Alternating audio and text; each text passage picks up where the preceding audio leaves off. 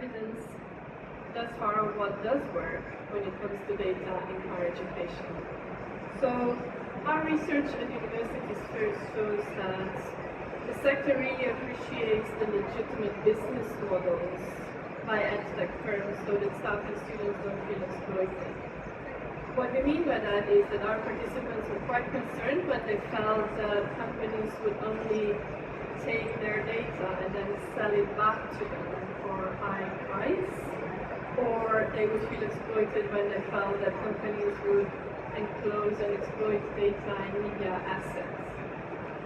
So the way how then companies integrate student data in various kind of analytics and products matters very much in terms of how the company is perceived, but also the perceived ethical behavior of the company. So how data is enclosed and monetized, and how much say do universities have in that is really quite important for the perception of the company, as well as access to that data that is collected by external vendors. Second then, promotion and marketing of data outputs must be honest, valid, and evidenced. So the sector does not respond well to over-promising or high-flying ideas without sound basis. And there's quite a lot of that out there.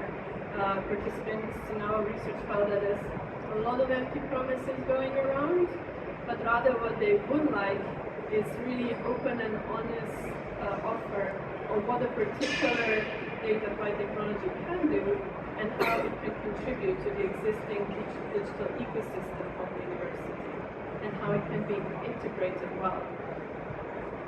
The next is that edtech companies should work with universities and especially their individuals as well, like teachers, respectfully and support the aims, cultures and communities. It is not helpful if companies work under the assumption that universities are broken or not fit for purpose, or that academics and teachers are not doing their job well. And it happens surprisingly a lot, that there is this dismissive attitude out there of students and teachers. But rather, university realities should be recognized and understood, and then tech and data should work towards helping out instead of exploiting the tough situation universities are in. Quite importantly, there is an overall appreciation of datafication when it supports administrative processes. So things like saving costs for software licensing based on the trends of how software is used, or saving costs on publishing licensing based on the reading trends of what texts are accessed or not. So everyone seems to appreciate that kind of intervention, but there is less appreciation when it comes to products that undercut human relations or human decisions. So careful consideration should be put into those data-fed products that actually intervene in more intimate student-teacher relationship and how that can be addressed.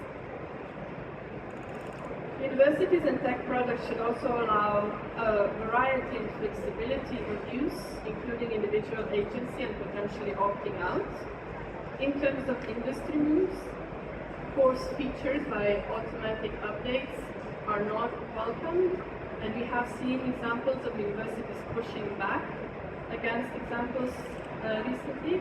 And in terms of universities, prescribed uses are not wanted as well. So decisions of data use based on academic freedom and individual practices are accepted. There must be also a clear and agreed purpose of data outputs entering higher education systems at any level and scale. So what I mean with this is just new metrics and scores that keep entering higher education.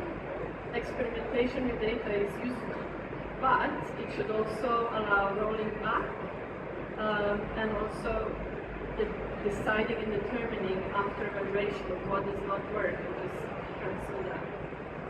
Innovating with data tech and evaluating the impact takes time. So the industry and universities should take the needed time for responsible innovation and evaluation as well. well. And finally, good datafication, and I mean both data-fine products inside of the industry as well as processes at universities, are incredibly costly. So datafication can work well if there's enough technological but also financial, human and knowledge resources needed for it. So the governments and the industry and universities should all put together.